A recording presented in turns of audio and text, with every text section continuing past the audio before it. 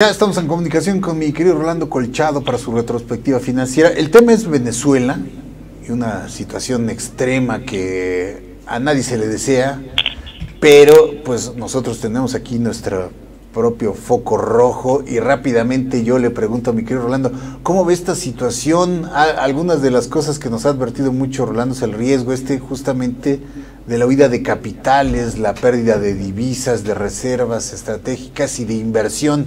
Y todo este panorama, pues realmente no sabemos qué consecuencias tiene en lo inmediato, corto y mediano plazo. Rolando, ¿cómo la ves tú? Muy buenos días, gracias por esta participación nuevamente, Rolando.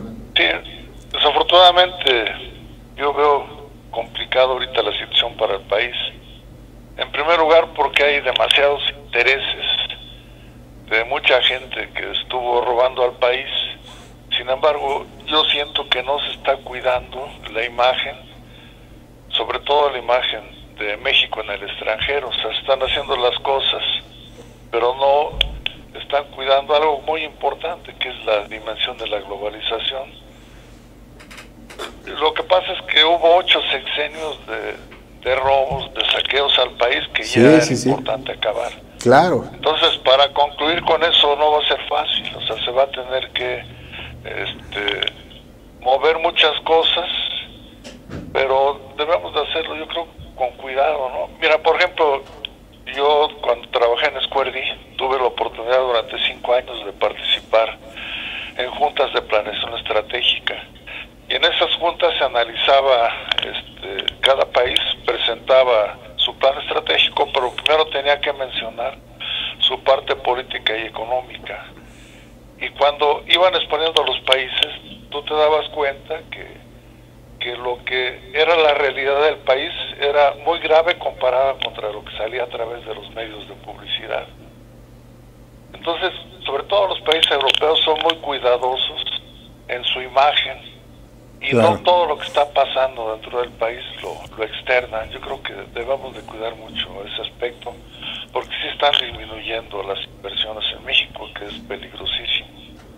Así Hay es. cosas muy buenas que está haciendo López Obrador que tenían que hacerse, o sea, todo cambio, toda limpieza, hay que remover muchas cosas y va a tener un costo, nada más que la prensa, su publicidad y lo que ellos venden es lo malo, las noticias, la mugre, y esa mugre se va al extranjero y se pierde la confianza en México.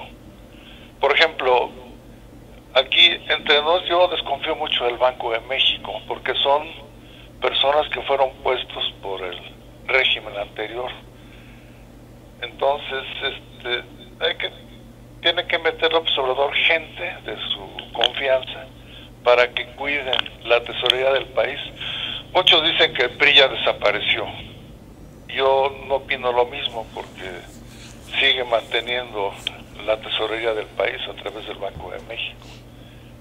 Y yo noto declaraciones del Banco de México que pueden ser peligrosas, y ellos que tienen el manejo de la economía del país mueven las variables para una situación que nos pueda afectar. Pero ese es mi punto de vista muy personal. Espero que no, que sea gente muy profesional, que cuiden antes que nada los intereses de México, pero me da mucha desconfianza. Muy bien, Rolando. Pues sí, desafortunadamente, decíamos, hay cosas que cuando se limpia la casa, se dice, se levanta mucho polvo, sale mucha mugre, y a veces el peligro es que se le eche demasiada agua y entonces acabes pues lesionando ciertas partes estratégicas de la misma casa en lugar de dejarla limpia, ¿no? Hay cosas que el empresariado ha reclamado de manera legítima, como son los actos de autoridad y de intervención en ciertos conflictos, como el bloqueo de las líneas ferroviarias, que es un delito federal, un delito con todas sus letras, tipificado en el Código Federal, el ataque a las vías de comunicación, donde no se ha actuado con la bandera de que no es un gobierno represor. Qué bueno que no sea represor, pero un gobierno tiene que aplicar la autoridad y tiene que aplicar la ley, porque por ese lado está fallando a su juramento de cumplir y hacer cumplir la ley, y eso tú lo sabes, mi querido Orlando, para los inversionistas es un tema de incertidumbre. El que no haya seguridad jurídica y Estado de Derecho es un motivo para lo que están haciendo estas 15 empresas maquiladoras, de plano irse de este país. Y un ejemplo muy claro de esto que estamos diciendo es pues lo que hoy vemos en Venezuela, un país que se ha deteriorado más allá de lo creíble, vaya, más allá de lo imposible. He escuchado yo cifras, Rolando, de una inflación acumulada del 20 millones%, o sea, yo ni siquiera puedo dimensionar eso en mi mente, la devaluación de la moneda, que le han quitado creo que 5 o 6 ceros ya, o sea, una situación realmente extrema de lo que ocurre justamente cuando pues se te pasa la mano o tienes desconocimiento, o hay demasiada corrupción, como es el caso de lo que se configura ahí en Venezuela. Todos los ingredientes para el desastre financiero, social y político, como hoy se está viendo allá, mi querido Rolando. Así es, de hecho, eso voy a comentar, ¿no? Sobre Venezuela, desafortunadamente, bueno, digo desafortunadamente, o lejos, fuera de lo que pensamos, Venezuela es un país muy rico. Tiene recursos naturales, tiene agricultura, ganadería, minería, y en 1910 descubrieron el petróleo, y Venezuela es el país con las más altas reservas en petróleo en el mundo, y curiosamente, a pesar de esa riqueza, su economía la han enfocado básicamente al petróleo, y el petróleo es un insumo que es muy variable, que de repente sube de precio y baja. Y esas altas y bajas de los precios del petróleo originan que a veces Venezuela tenga épocas de riqueza y luego épocas de pobreza extrema. Pero ya el colmo es el nuevo dictador que está actualmente manejando Venezuela, el cual está llevando el país al caos, en el que están saliendo inversiones y empresas, o ya salieron, y no solo ellas, sino que la misma población, ya 2.3 millones de venezolanos, emigraron a otros países del mundo por la pobreza extrema, porque no tienen alimentos, no tienen medicinas, y hay una hiperinflación que el Fondo Monetario Internacional hace poco mencionó, que en 2018 va a ser mayor a 1.000.000%, imagínate. Una inflación de 1.000.000%. Una persona que sea jubilada, ¿cómo le puede hacer para poder compensar esa elevación de los precios? Así es, de acuerdo a la devaluación de la moneda, estaba escuchando en esta semana, más o menos el salario promedio es de $5 al mes, Rolando. Sí. No les alcanza, vaya, ni para comprar un pollo. No, de hecho, Maduro ha aumentado el salario mínimo 24 veces desde que asumió el cargo en 2013. Y ya incrementó hace poco el salario más del 3.000%.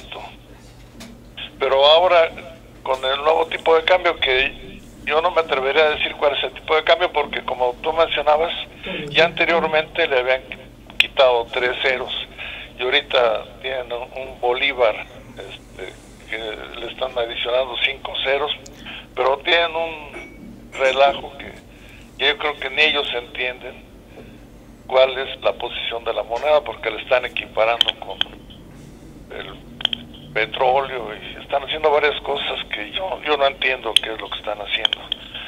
Pero toda esta situación, de hecho, generó que surgiera un nuevo líder llamado Juan Guaidó.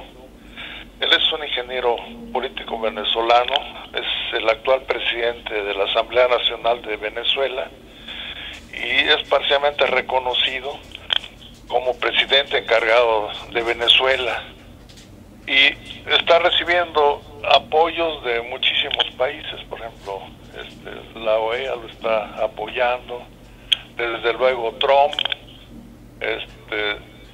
todos los países en el foro de Davos dijeron que era importante otra vez convocar a reelecciones, porque si no la situación de Venezuela va a ser ya incontrolable.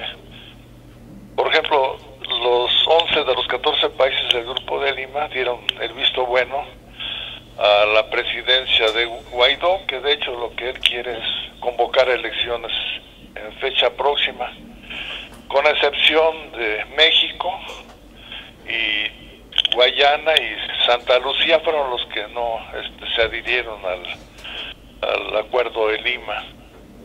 Cuba y Bolivia se mantienen con Maduro, pero el problema es de que tanto el Reino Unido como Francia, como muchos países que inclusive están teniendo embargos sobre los bienes de Venezuela, también hay países que se oponen a que salga el actual presidente de Bolivia, que es el presidente más inmaduro que ha tenido Venezuela, y eso es muy peligroso.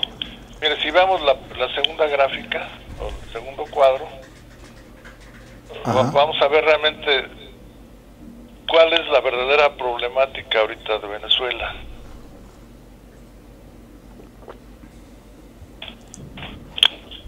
Sí. Mira, tenemos dos cuadritos, uno donde son los países con las mayores reservas de petróleo en el mundo, y del lado derecho son los principales países productores de petróleo. Si vemos, el país con las más altas reservas en petróleo es Venezuela. Entonces, lógicamente, que siempre un país que tiene mucho petróleo es un país en el que todas las potencias quieren intervenir y quieren participar para tener el control de ese petróleo, principalmente a los Estados Unidos. Pero los Estados Unidos también es un buen productor de petróleo, pero él consume más de lo que produce. Por ejemplo, es el país con mayor número de automóviles en el mundo.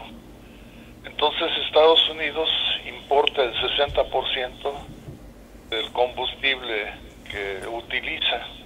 Entonces a ellos les sale carísimo, por ejemplo, traer el petróleo desde el Medio Oriente, porque es un recorrido que les lleva de 30 a 40 días, porque tienen que darle la vuelta a África, mientras que si tomara el petróleo de Venezuela, dilataría 4 o 5 días. Eso le significaría un gran ahorro. Entonces, lógicamente ahí se ve el interés para directamente apoyar a Venezuela y querer intervenir para apropiarse del petróleo, pero por el otro lado está Rusia, que se opone, y que China, no es una hermana de la caridad. Sí, digo, ninguna de las potencias son hermanas de la caridad, y obviamente lo que más les interesa es la democracia, ¿no? Sí, ahorita el principal problema es de que pues no es nada fácil que Guaidó pueda convocar elecciones y se nombre presidente para sacar a Maduro del poder, que para mí es la única solución para resolver el conflicto de Venezuela. Claro. Independientemente de que comente la situación de Venezuela, la cual ha sido difundido por los medios, a mí mi objetivo es aportar o tratar de aportar yo cómo solucionaría el problema de Venezuela, que eso es lo importante. Mira, en primer lugar, la única solución para que Venezuela resuelva sus conflictos, porque el Fondo Monetario Internacional estima que ahorita la inflación es de más de 1.000.000%, pero para el año que entra va a ser de 10 millones%. Y es lógico, porque la inflación crea una espiral inflacionaria que una vez que se inicia es muy difícil parar. Por ejemplo, China, Deng Xiaoping, de forma muy inteligente, como ya lo he comentado, a través de 14 años fue devaluando el yuan en mayor proporción a la inflación para abaratar todos los productos chinos, pero cuidando mucho la inflación. Había años en que la inflación se elevaba, entonces en ese año no aumentaba o movía el tipo de cambio. Se esperaba que bajara la inflación, entonces al año siguiente hacía otra vez otra devaluación gradual de la moneda, y así se fue a través de 14 años hasta que logró abaratar los bienes y servicios. Por ejemplo, Argentina, cuando estuvo Menem en el poder, tenía una inflación argentina del 4.500%, y la fue bajando hasta menos de un dígito. Lo que no tomó en cuenta Menem es de que, también como le he comentado, hay dos dimensiones. O sea, es importante trabajar en la dimensión interna, que es ahorita lo que yo veo que el Observador está trabajando, pero hay que cuidar mucho la dimensión externa, que es la imagen y los precios de todo lo que un país produce. Entonces Argentina sufrió una crisis mayor a la que tenía cuando tenía una hiperinflación del 4.500%. Entonces, ¿cómo puede solucionar Venezuela su problema de la hiperinflación que está rompiendo precedentes? Yo creo que nada más Alemania en la Primera Guerra Mundial llegó a tener inflación mayor. Yo no he visto algún otro país que tuviera una inflación tan elevada. Yo lo que haría es, como te decía, por fuerza tiene que salir Maduro. Con Maduro es imposible que Venezuela tenga una situación, porque ya creo desconfianza en todo el mundo. Entonces hay que empezar a generar confianza, pero bajar la inflación no es tan fácil, porque aunque la causa de la inflación en Venezuela es de que, lógicamente, Maduro, por su forma de ser, ha ahuyentado inversionistas, ha empobrecido a la población, y lógicamente los ingresos que el gobierno percibe pues han disminuido de forma importante. Sin embargo, él tiene un gasto muy importante en la infraestructura de Venezuela, más la parte militar, que consume muchos recursos económicos. ¿Qué es lo que ha hecho? Pues fabricar dinero. Y lógicamente ese exceso de dinero ha ocasionado la inflación. ¿Yo cómo le haría para bajar la inflación? En primer lugar, meter control en la emisión de circulantes, o sea, apretarse el cinturón y nada de generar circulante. Pero ¿cómo le hago? Porque ya la inflación, cuando empieza, es una inercia, que todo el mundo va a aumentar y aumenta precios, y ya es muy difícil parar. Yo haría una situación igual a la que hizo México en la época de Miguel de la Madrid y después de Carlos Salinas de Gortari, hacer un acuerdo entre los sindicatos, entre los empresarios, el gobierno, para fijar precios, en la que se establece un pacto en el que nadie va a aumentar precios, y quien lo aumente va a ser sujeto a sanciones de parte del Estado. Entonces, sería la única forma en que gradualmente se bajaría la inflación. Si se baja la inflación ahorita, Venezuela, por la escasez del dólar, está subvaluado, súper subvaluado. O sea, Venezuela, teniendo estabilidad, sería el país más barato del mundo. Teniendo petróleo, recursos naturales, Venezuela podría ser la primera potencia económica del mundo en un corto plazo. Y qué curioso, ¿no?, que viene dos situaciones o dos panoramas diferentes. Uno, ser la economía con la peor crisis y la mayor miseria en el mundo, o poder ser una potencia económica. Todo depende de las variables, cómo se vayan moviendo, y de las condiciones, que no va a ser nada fácil, porque sacar a Maduro del poder va a ser muy complicado, porque se va a seguir reeligiendo. Ya se reeligió para 6 años más. Pero si él sigue un año más, yo no sé qué va a hacer con Venezuela, no sé qué vaya a pasar.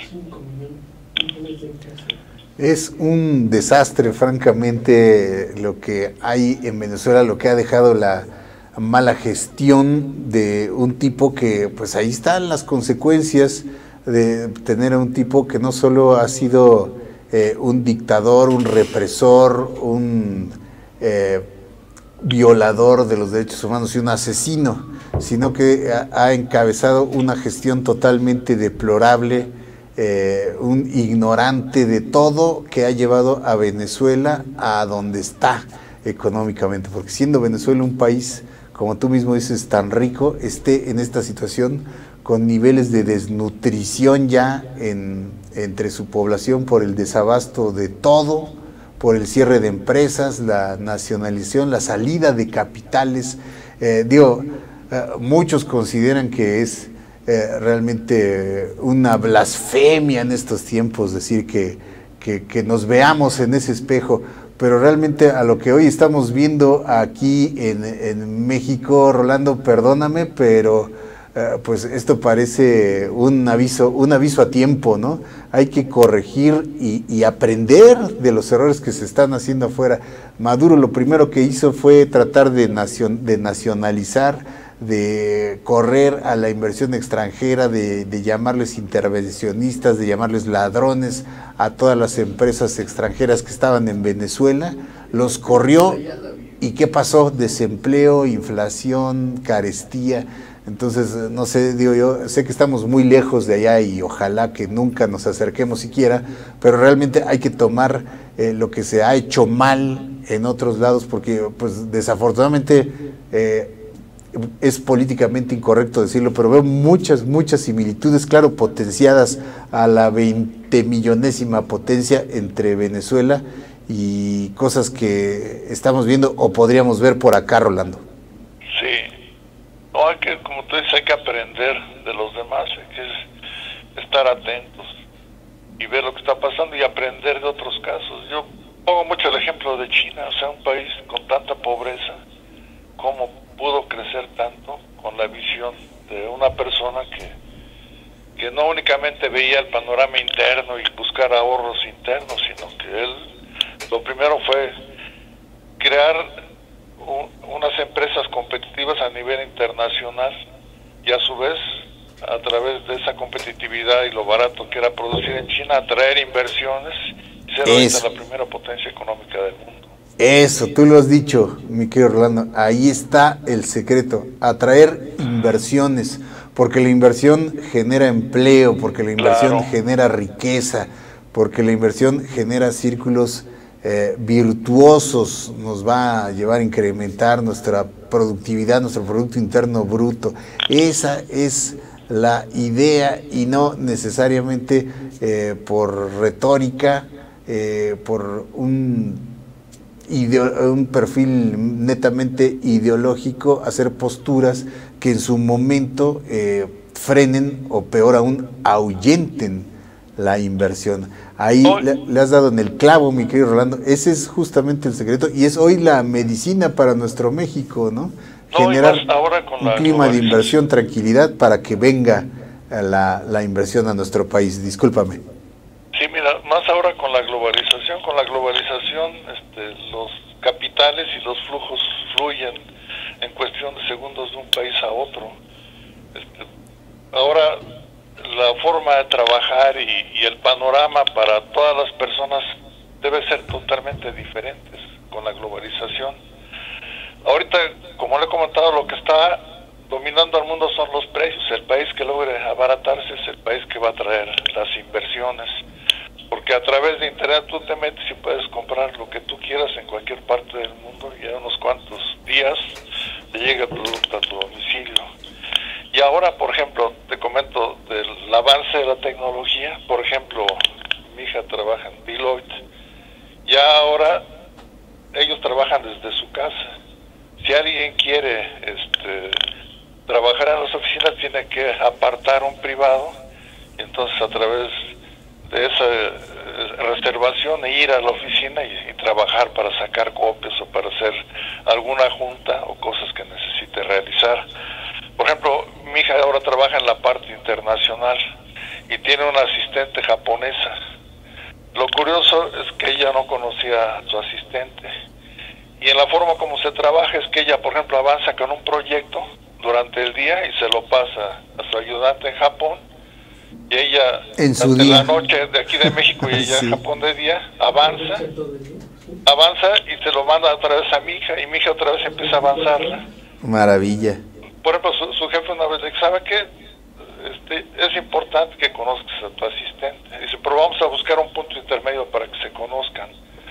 Entonces definieron que se iban a ver en Londres. Y entonces se reunieron en Londres para conocerse, porque no se conocían físicamente, personalmente. Ajá. Por eso, con lo que quiero decir es de que es importantísimo crear confianza a nivel internacional, porque ahora con los medios de comunicación y con la tecnología, el dinero y los negocios y las operaciones fluyen miles y miles de kilómetros en forma simultánea, porque estamos en un mundo global, eso hay que entenderlo. Yo no puedo nada más ver mi dimensión interna sin ver el mundo y cómo me comparo con otros países a nivel internacional.